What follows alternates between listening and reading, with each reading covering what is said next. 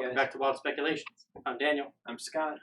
This week we talk about Critical Role, Campaign 2, Episode 88, Unwanted Reunions. Yes. Good episode. Very good episode. I was wrong, but only wrong by an episode in my speculation. And that was that we were going to see Astrid. Oh. Well, Sam was pushing for it. And yeah, and we did meet Aelwulf. Aelwulf. Yeah. So now I want to have an aside here. okay. Because I had Thursday night when I was watching the episode, and on my rewatch, it really hit home for me that I really want Matt, the next time Liam does his grandfather or whatever, to give him Shepherd Book's line from Firefly. I was never married.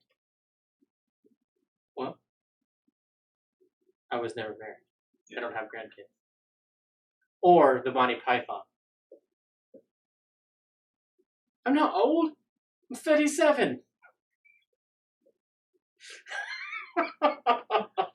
I'm sorry, but from behind you looked like. Exactly.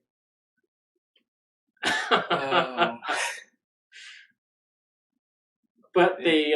Speaking of asides and other things, I had this random thought today, and it has nothing to do with the episode, but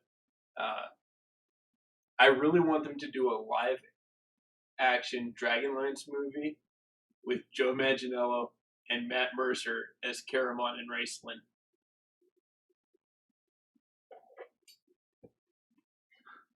Well, Joe's pushing for a movie to be made.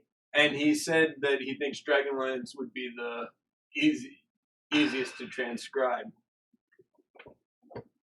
Joe and Matt as Caramon and Raceland. Yeah, I mean, it's not horrible casting. It's amazing.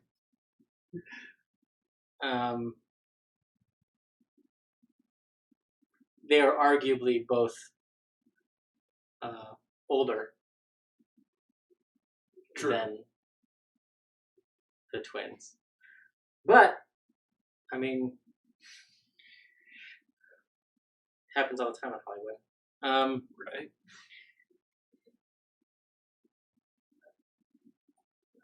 That's not bad. But they go to the hotel, the inn,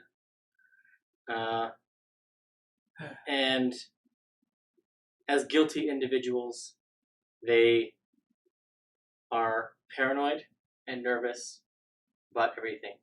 Yes. How many people are here? Is anyone watching us? They're watching us. They have their baths, they have a meal, and decide we're going to retire. We should retire to a room to have proper discussion. Well, now, and Matt fairly pointed out, they do kind of stand out no matter what. One, they, at the point they're asking if people are noticing them, they haven't cleaned up from the battle yet. Although they did have,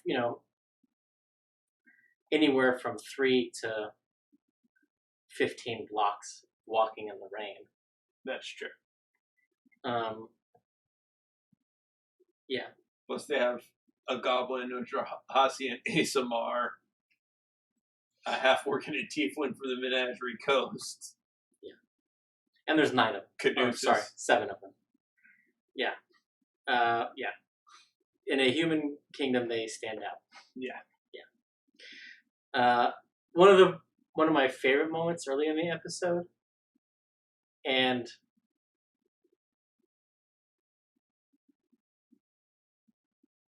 it's something that Ashley so very rarely has done in the episodes. But I think being back and seeing Caleb or Liam and seeing how everyone's been playing. Yeah. She was picking it up more. Yeah, getting into the physicality of it more. Which she tends to do when she's there for longer periods of time. But Ford starts making jokes about feeling uncomfortable in fancy places. And he's miming playing with the fork. And when they turn to Yasha, Ashley's miming eating with her hands. Yeah. It's like, oh, that's great. And it's one of those minor things that's sort of stereotypically barbarian. Yeah. But felt right in that moment. Especially when you consider how she's probably had to be eating. Yeah. So, yeah. And we finally got that moment that we've been waiting for between Caleb and Yasha. Yep.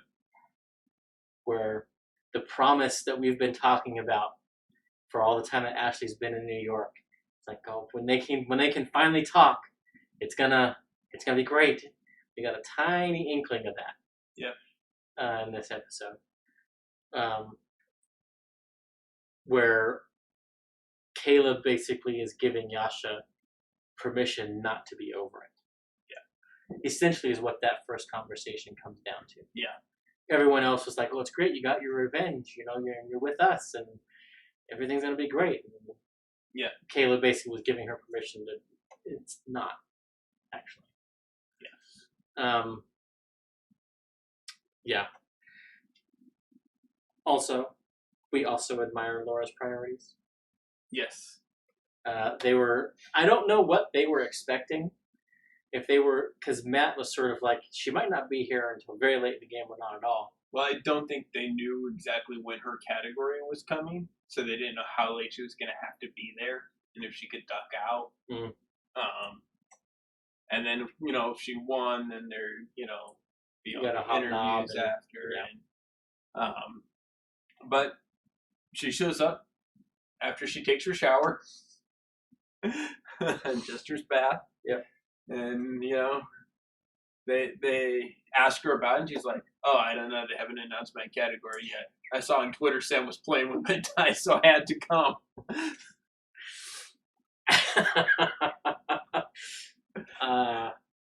Love it.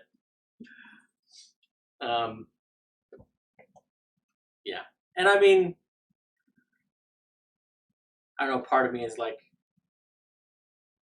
I too would rather hang out with my friends than go to an awards dinner. Yeah. So, fair yeah. point. I also loved Ashley's when Ford's like, is there anyone you need to contact? She's like, well, it was just you guys and Molly. So just you guys. Yeah. Although, you think that wasn't truthful? No, I think it was truthful. I'm just wondering why she said it that way, because she had known Molly's passing.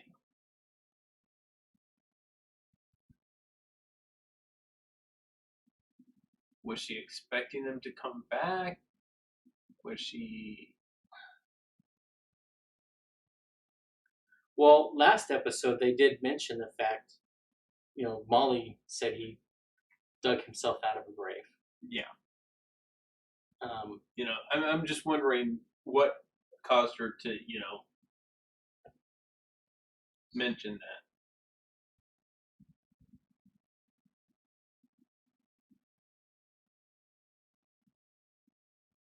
Well, I think part of it's just how connected maybe Ashley thinks after last week's conversation that maybe her and Molly's stories were connected. Gotcha. And then mentioning him, and then, you know, I also don't think for her he's gone. If that makes sense. Yeah.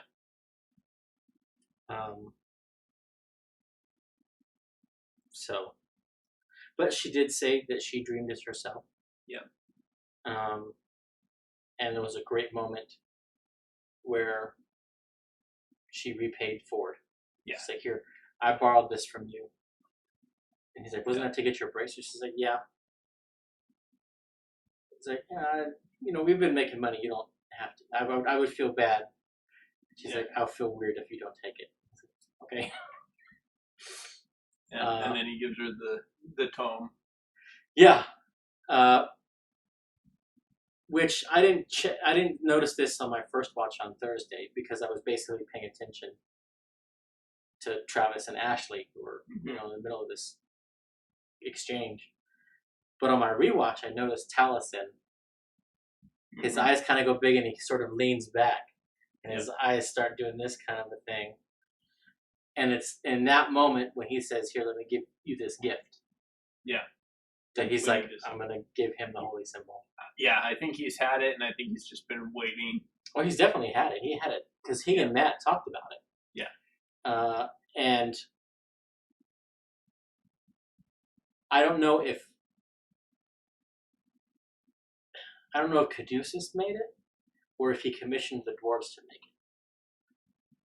Yeah. We don't know that. That we don't know, but he has a custom holy symbol made with seaweed instead of wheat chaff. Yep. And patinaed copper. Yeah. Which is interesting because it can take a while for copper to patina. I mean, there are things you can do to make it faster. Decompose.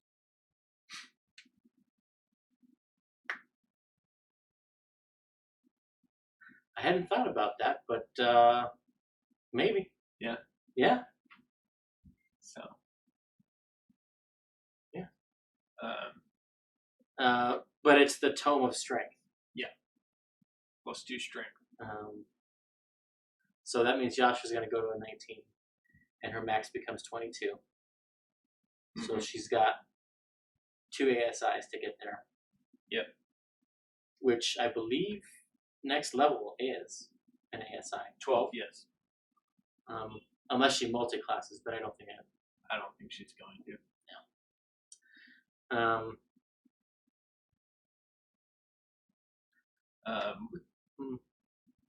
We have Beauregard making friends. Yes. Alcohol for ninja stars. I love Talison's line. We're going to come back and the other kid's going to be having an eye patch.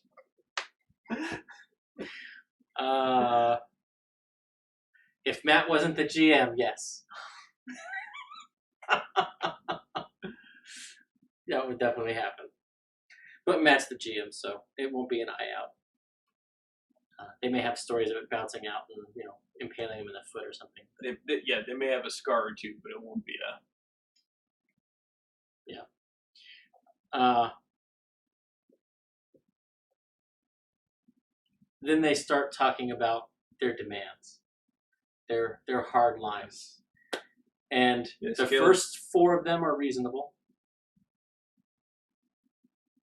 And then they get into the airheads list. The movie, Steve Buscemi, Brendan Fraser, and Adam Sandler. Naked pictures of B. Arthur. Yeah. Although, in their defense, they didn't get quite that crazy, but yeah. Now, do you think Laura's pushing for the 3 of the ladies to room together was done because she wasn't there for the narration that they each got their own rooms? No. And I don't think it was done for the reason... I did want to see that scene played out and the awkwardness thereof. Because, episode 1, Yasha carried Bo and talked about Jester being cute. Mm-hmm. And then you had the Yasha Bo thing going on, and then we find out that Bo's got a crush on Jester. I wanted to see that whole awkwardness play out. We didn't get to see that. I think it was because when they were talking, they talked about the dangers and the openness, and no, it's like, well, I'll stay with Caleb, and Bo was like, oh, I'll go alone, and Jester didn't want to be alone. Jester was afraid to be alone, so she grabbed Yasha, and then she realized Bo was gonna stay alone, and she's like, oh no, that's not good. I don't want to, so come stay with, I think it was just a security thing that she did that. We know that she wrote porn for Yasha. Yes.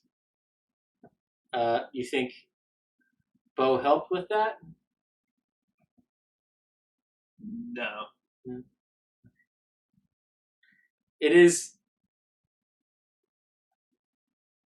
both good and bad, because the fanfic community has a fertile Yes. evening to play with. Yes. Where the two women, confident in their sexuality, are gonna educate the one who doesn't know. As Bo has already said that that's been a fantasy of hers.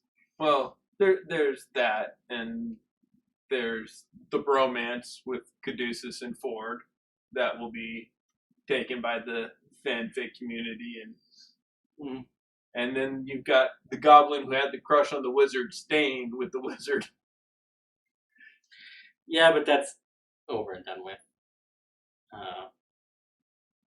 But speaking of the fanfic, it's not. Yeah, okay, fair. Yeah. But speaking of the bromance between Caduceus and Ford, Caduceus gives him the gift of the holy symbol, and they have a theological discussion about the Wild Mother and whether or not nature is honest, or truthful. And I think Ford's response kind of threw him for a loop. Yeah. I don't think he was expecting that. Because the surface answer is nature doesn't dissemble. Animals are what they are, plants are what they are, they do what they do. Right. There's very few ulterior motives and scheming that goes on that's observable anyway, but for the most part. Yeah, until you get into the societal animals. Yeah. And even there's not a lot. Yeah. But how Ford answered it, he was like, oh, I never thought of that. No. But the opening of that conversation was particularly interesting because it starts with Caduceus giving Ford a warning. Where he says, I think you're going to be tempted to fall into your old patterns. Yeah. You need to not do that. And remember how far you've come. Yeah. And I think the warning part of that was informed by the interaction where they were talking about killing Trent. That they would defend Caleb. Yes. Just cut him up into little pieces, and also, oddly enough, there was a lot of weird. I'm loath to call them foreshadowing because that implies writing. But it's hard in retrospect not to see these things. Yeah. It's sort of like when in Campaign 1, the best example of this is Campaign 1, when Vax'ildan goes into Percy's bath. Yeah. And everything Taliesin is saying is innocent enough. But as soon as Laura says, as soon as he leaves, I pop up. In retrospect, everything is hilarious and all like leading up to it.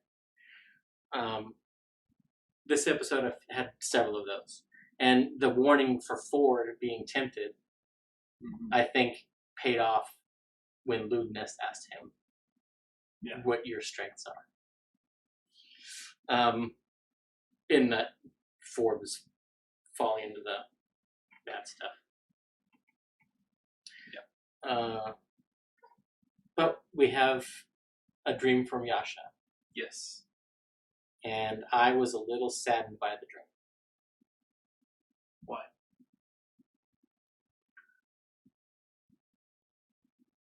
Because we've been debating whether or not she'll become a protector or even a scourge, right? ASMR at some point after redeeming herself. Mm-hmm. And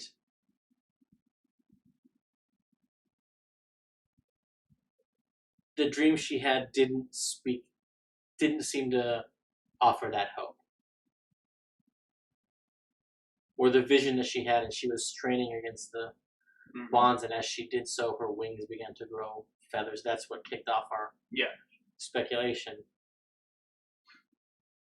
In this dream, her chains are broken. She still has the shackles on.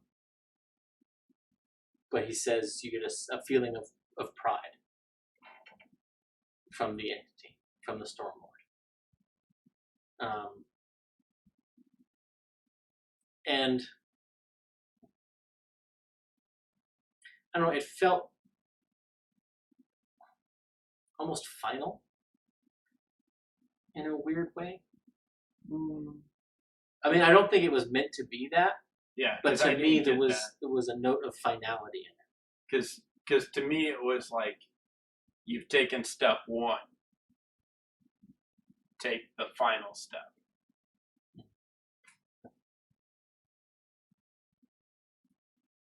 Fair. You've broken the chains, now break the shackles.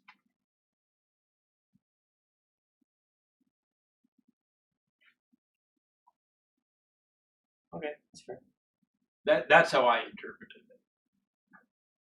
Fair. Well, and the coming dawn that she's looking into is hopeful, at least. So, yeah. It will be interesting, especially if they go to Vasselheim. Yeah. Which Matt seems to have hinted they might do. Yeah.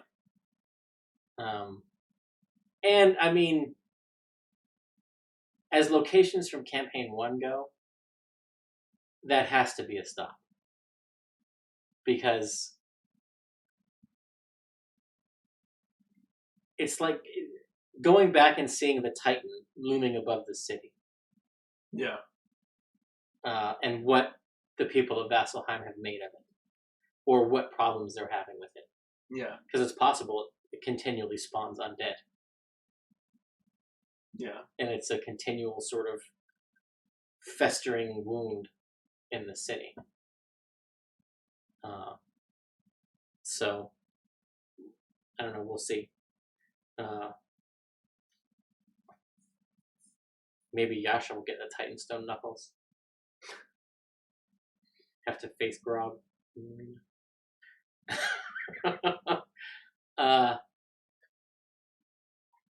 And oddly, when they were talking about locations,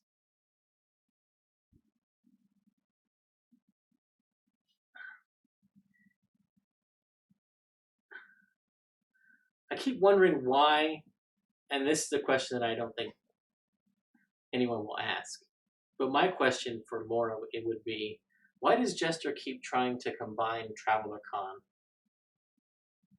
with whatever it is they're doing?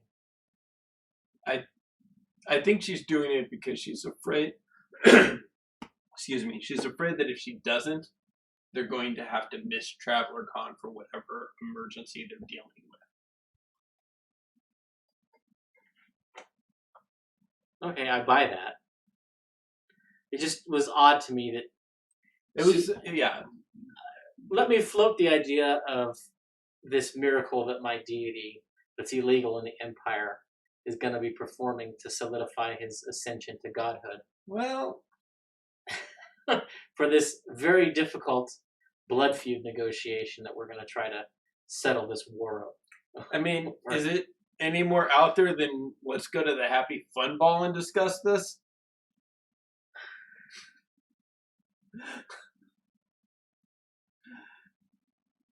Yeah, I think part of me thinks that Taliesin floated that idea.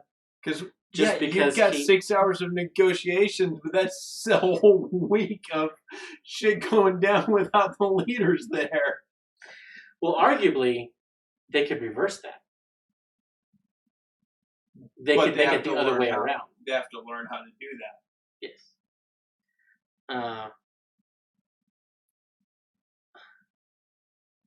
So if they could reverse that so that every day in the Happy Fun Ball is an hour outside. Yeah.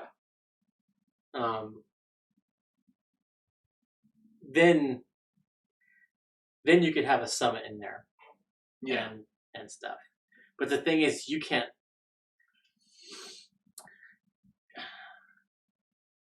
bring the Archmage's Bane into a group of Archmages. Yeah. Especially because the temptation for them would be, I'm just going to go explore this way tonight. Yeah.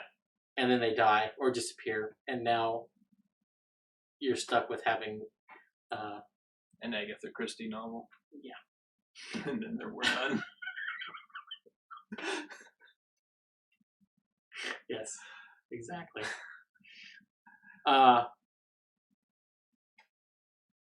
But it seems that Nicodranus is going to be the likely site. Yeah, I'm not sure that was the smartest, Oh yeah, we'll have it at the... Chateau. Yeah, that was funny. Really? Well,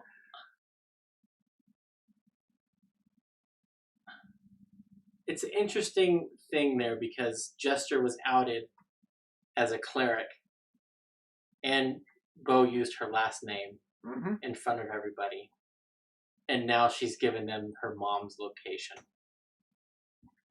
Yeah. And invited them to her God's Ascension. Yeah. It's gonna get sticky for her, I think. But the upside of, I think Nicodranus is the right place. And I think that is where or Port Damali. Okay, I agree, but wouldn't the Wizard Tower be better than the Lavish Chateau? Eustace Tower?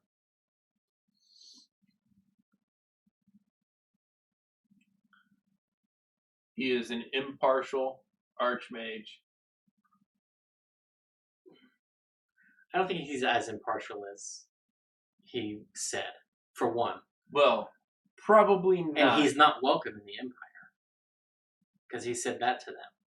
Yeah. So, I mean, from a logistical standpoint, he has a teleportation circle. Does he want everyone that's capable of teleporting to have his sigil? That's true. I mean, if they're going there anyway, they don't need to use the Just so because they have it doesn't mean he has it doesn't mean he has to let them use it. So if he is amenable to them, his tower is probably a very good location to host the talks. Yeah. But the other people in the city are not going to like that. His political rivals. Yeah. For one. Two, he may or may not want them coming through his teleportation circle. But the same problem is had in Port Damali, which has the Cobalt Soul. Right. Circles there. So, but teleportation might not be how they do it. But Port Damali is possibly the most equidistant for both parties, because the king can travel to Nicodranas and then go around the coast, and the queen would have to go around the other way. Yeah.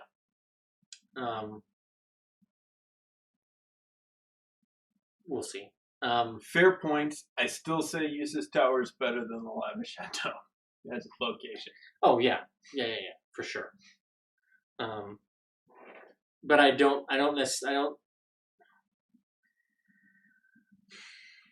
Unless Yusa has designs that he can pivot that conference into power. But the nice thing about having it in Nicodranas is the queen and the king can get engaged, and then they can have an oceanside wedding. Yeah. Because that's how this is going to have to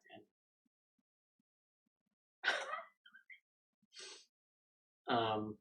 You don't think just, oh shit, blood work, maybe we should put aside our differences for now, is going to be enough? No. Okay.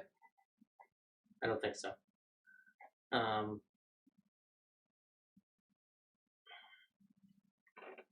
I think, and we don't have enough. We haven't seen enough of King Dwindle yet to see how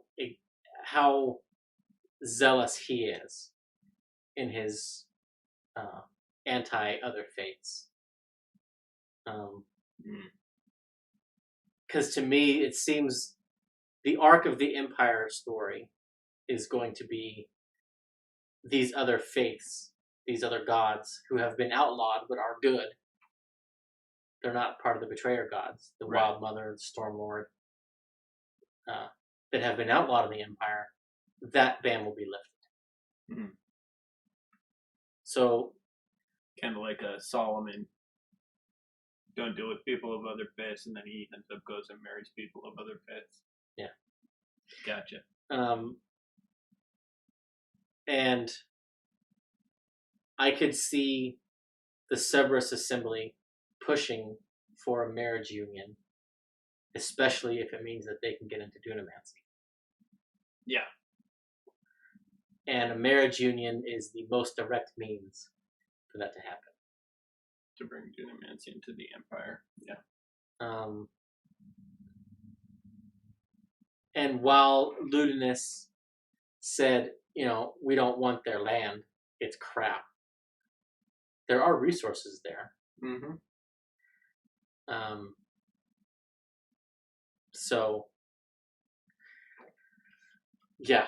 And partnering with the Empire can service the Bright Queen's aims and also help to further secure Wildemount from the influence of the Betrayer gods.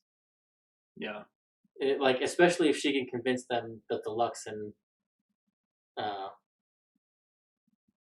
is a good deity, which may or may not be possible. But we haven't heard anything about either her or the king being married. Yeah. Or their heirs. So my mind immediately goes to marriage is how this is going to. I mean, that's a fair point.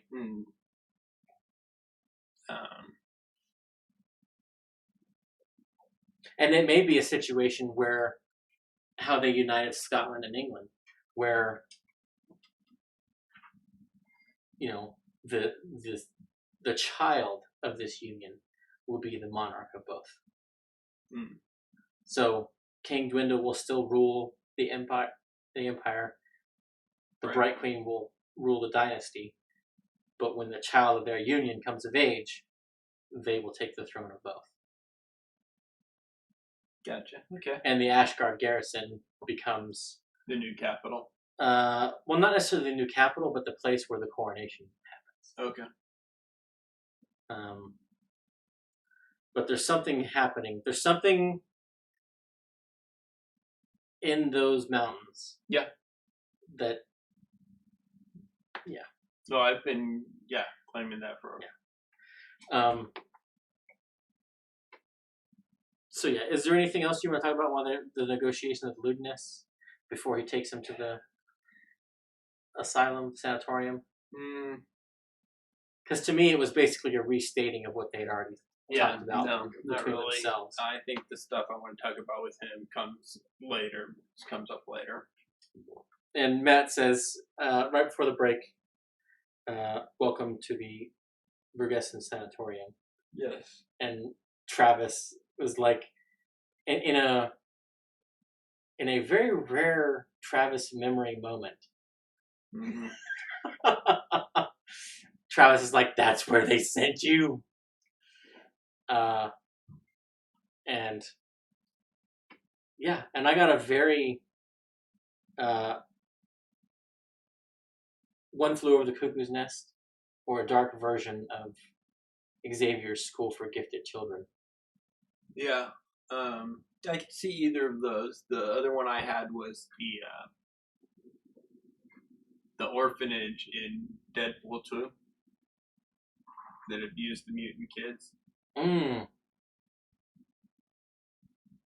Yeah. I also thought of Sucker Punch. Yeah. Which may end up being closer to reality. Yeah. Yeah. So, but we're told about the beacon. Yes. We are fed the story that the Empire has settled on. It was found recently, and bullshit.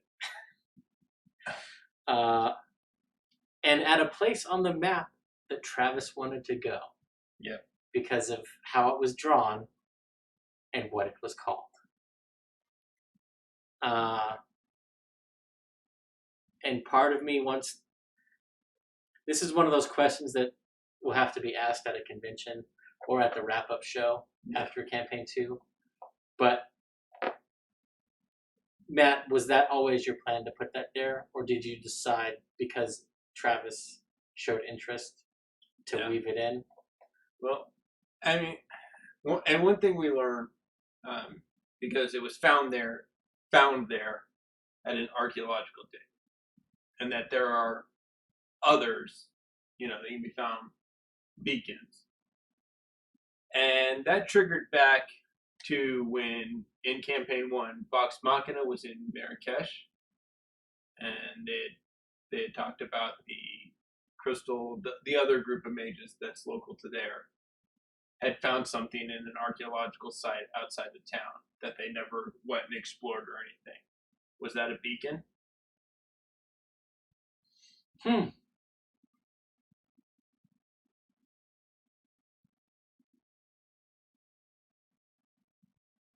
Well, was that the temple that they went to? They never went to that archaeological site, if I remember right. Because I thought that's where... I could be wrong, but... we were just talking about in the Darrington Brigade. Lionel? Because I think that's... Although I might be getting confused. You might be right. But yeah, it's possible. But I mean... Now, they have...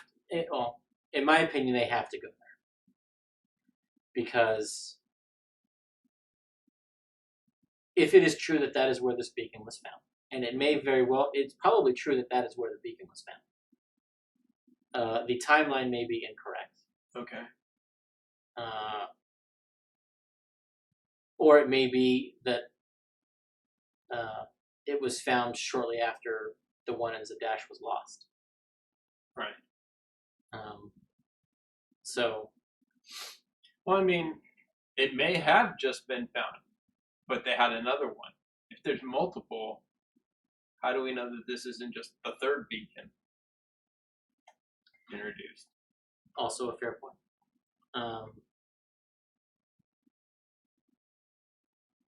Yeah. And it would make sense that... I mean, that would just lend credence to, yeah, we're willing to give up a beacon because we have another one that we're still working with. Yeah, that's. But the reason I say they need to go there is because that is going to be the first site that they have access to where the beacon was found.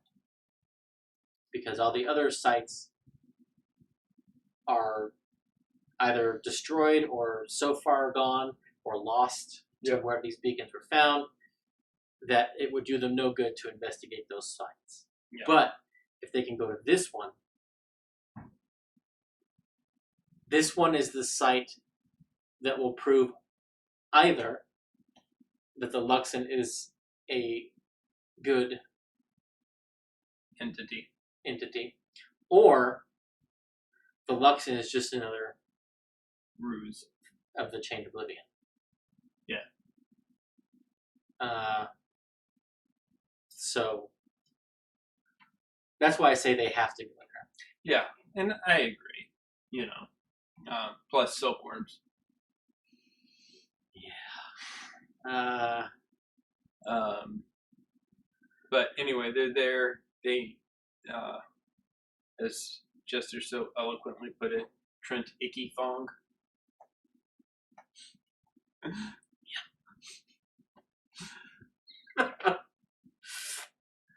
And that is how YouTube captioned it. Yeah, I think YouTube, in typical fashion, messed up the caption, but messed it up just enough to get it right to her joke.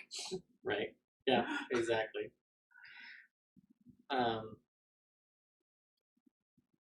But Trent knows that they know. Yeah. There was a lot of stuff happening underneath the surface of that conversation. A lot.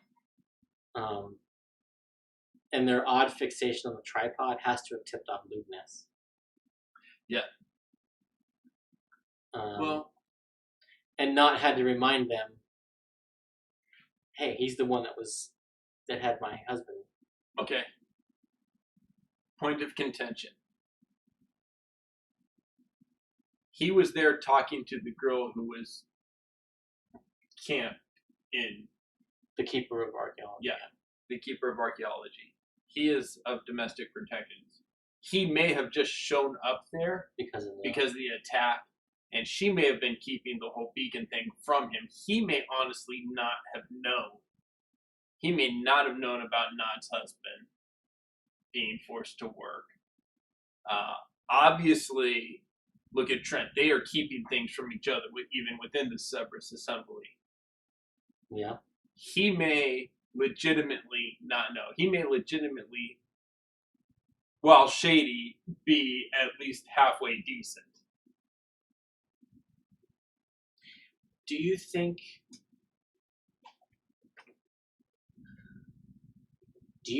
Trent got his position by helping to expose Delilah?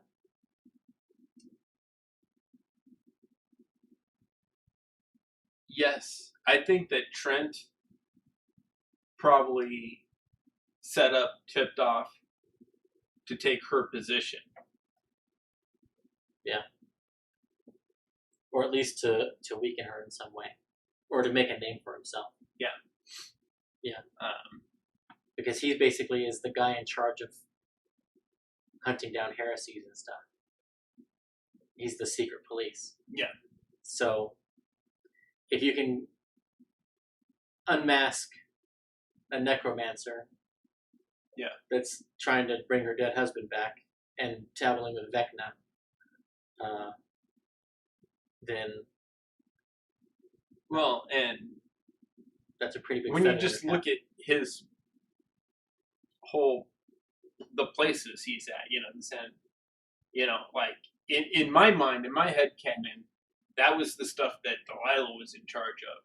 What better place to be performing these things?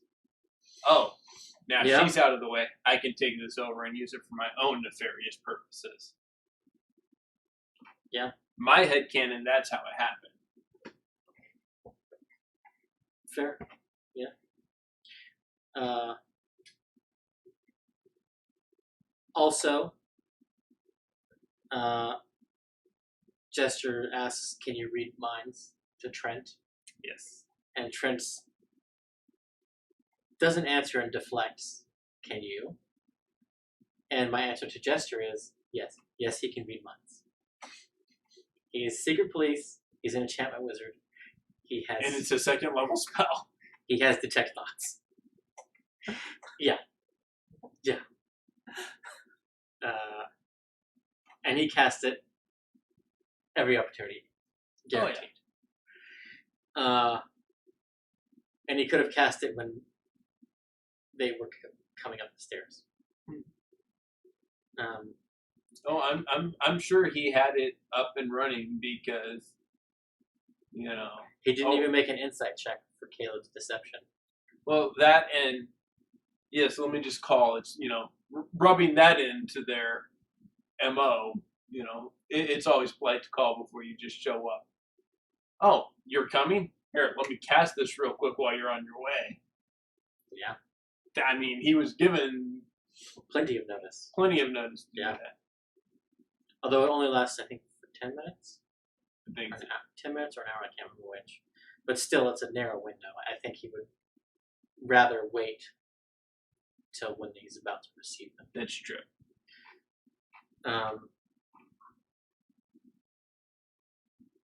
But lewdness basically,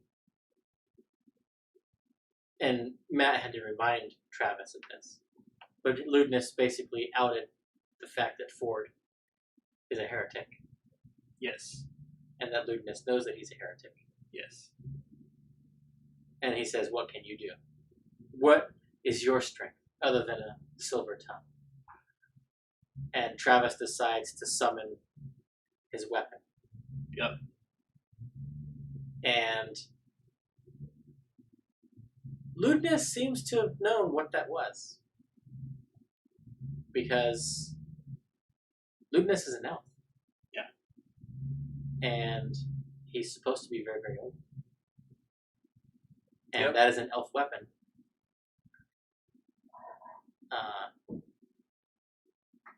So, yeah. And he also, in a weird way, for doing that, put lewdness on notice that Dwindle was actually in danger when they were in the room with him. Yeah. And that when the Bright Queen is in the room with them, she will be in danger. Yeah. Because that was the subtext of lewdness's question: why do you want all this combat stuff? You're negotiating. And Ford says, well, I want to be prepared. And that was the undertone of that exchange. But yeah, the interplay between Caleb and Trent in that scene was great. Yeah. Where Caleb, the Mighty Nine are basically certain that everything that's coming out of Trent's mouth is a lie. And Bo finally has enough of it and calls him out on it. But Caleb doesn't. And Caleb goes one further. Caleb lets Trent know that he knows that Trent has sent his operatives into the dynasty and that it didn't go well for them. Yep. Basically taking credit for the failure of the Scourger raids. Yep. And it makes me wonder, was Trent able to communicate with that Scourger that Caleb met? Yeah. Because if he was able to, then he knows that Caleb was involved in her death. Yeah. And maybe she was ordered to kill him. Yeah. Or she just took it upon herself to... I mean, she tried. Yeah. And nearly did.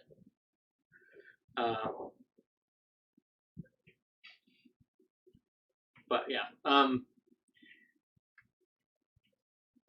Great moment for me. Unless you have anything else you want to cover. No. From that interaction there. Laura is planning properly for TravelerCon. She's like, I have to get a ship, and I'm like, yes. And she's like, and then she goes interrupted with her list of things that she needs to do for TravelerCon, and I was just like, yes, she's doing it. Yep. The Mercer points out, we have a ship. Yes. Yep. So excited when that happened. But we get a competitor of Pumat Souls. Yeah, that would be fair or unfair. We're two different cities based, so maybe not a competitor. But Ludinus tells them about Kiona. Yes. And the Curious, what was it? Or something Curios? Yeah, I don't remember. But they go in, it's a oddly decorated on the outside with wind chimes and things. Half-elf woman. And that sort of Caduceus is like, ooh. They go in, half-elf woman, extra long fingers.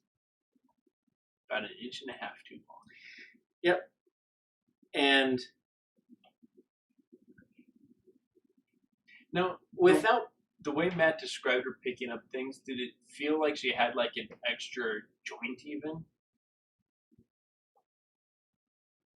Because to me it did. The way he was describing her picking up stuff, it was almost like she had an extra knuckle extension on each finger. It's possible, yeah. Because when she picked up the one thing he sent in, they just wrap around and, Yeah. And Matt pointedly, without prompting, attempted to remove the association of a hag that they may have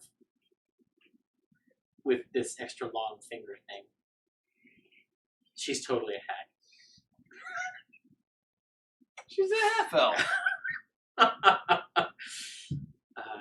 Yeah, no, that's a hag. And which is why she's the odd one in her family, because she's here living in respectable society, not doing hag things.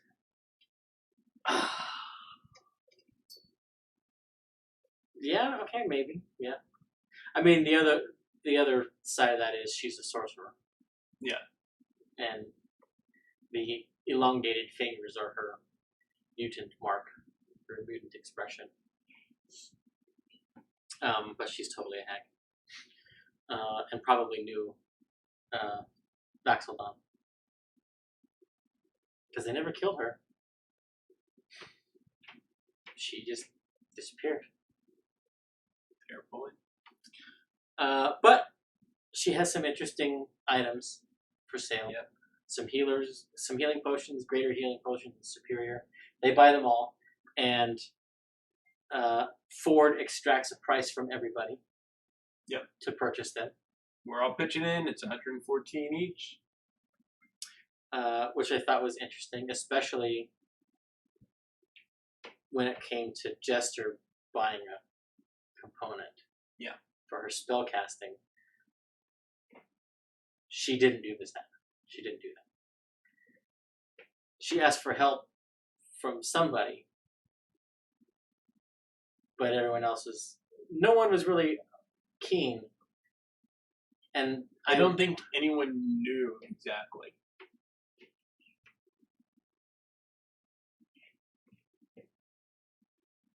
I mean,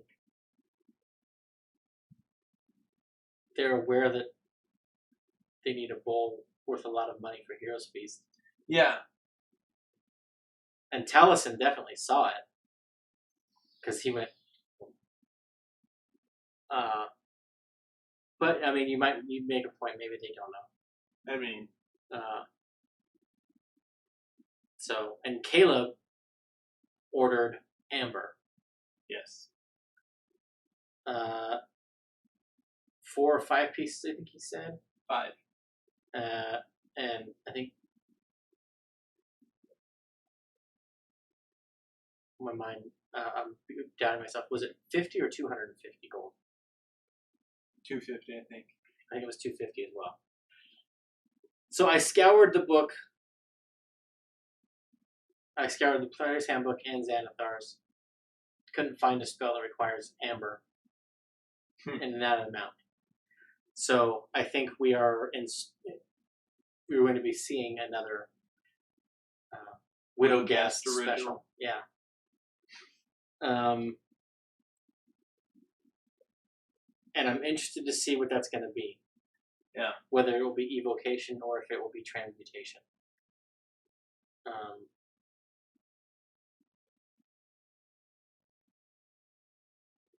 Maybe a transmutation spell?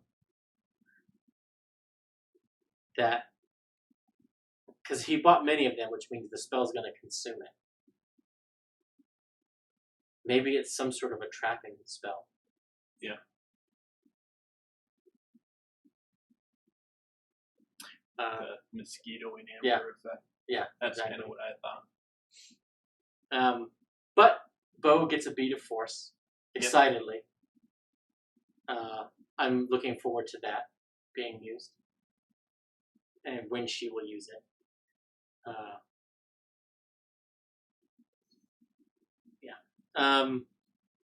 And Sovereign Glue. Yes.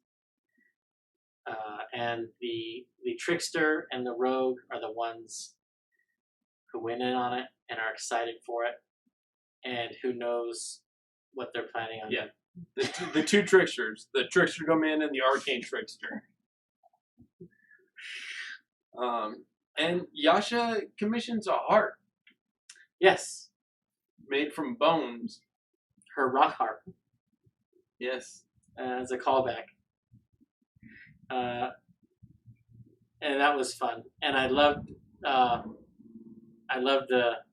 afterward, like, that place is creepy AF. And Yasha's like, oh, it kind of reminded me of home. And Kadus is like, yeah, it was nice. Which had me excited for the other thing that we've been talking about, and that they haven't really done a lot on the show yet, which is the connection between Caduceus and Yasha. Yeah.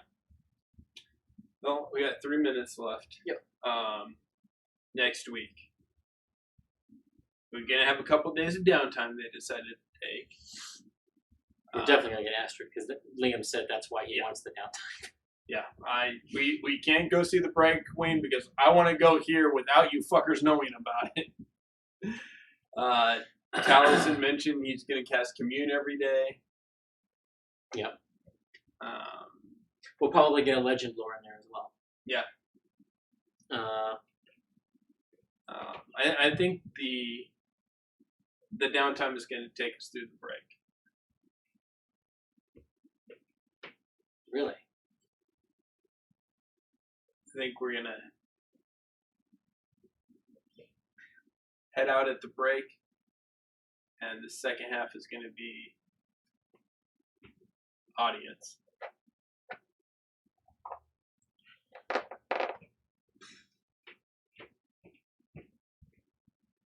Okay, yeah, you're probably right. I was thinking of, part of me thinks the downtime is going to go by quickly, and I think the downtime will go by quickly. Okay.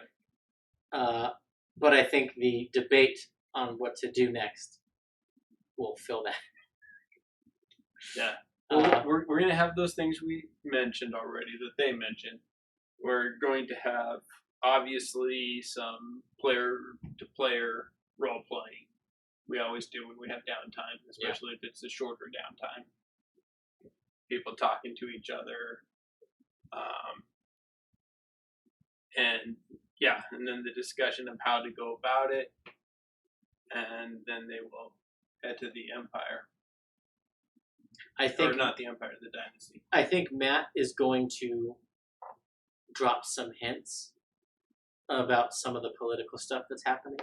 Mm-hmm. And that will come to the group through Bo. Okay. Not the trustworthy news? Which, I mean, technically they didn't lie. It was a freak lightning accident that destroyed the church.